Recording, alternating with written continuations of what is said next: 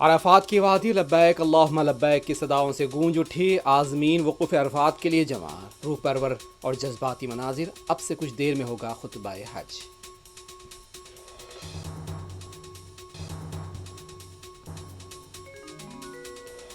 بنگلورو بھگدڑ واقعے کو لے کر کرناٹک کے نائب وزیر اعلیٰ جذبات سے بے قابو، محروقین کو پیش کیا خراج۔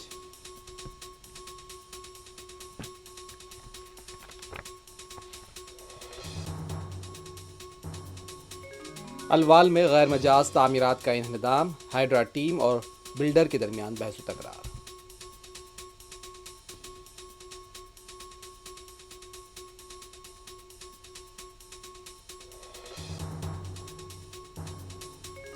حیدرآباد میں بکروں کے بازار سج گئے، چھوٹے جانوروں کی تعداد میں غیر معمولی اضافہ، آن لائن فروخت سے بازار میں فی الحال گرمی نہیں۔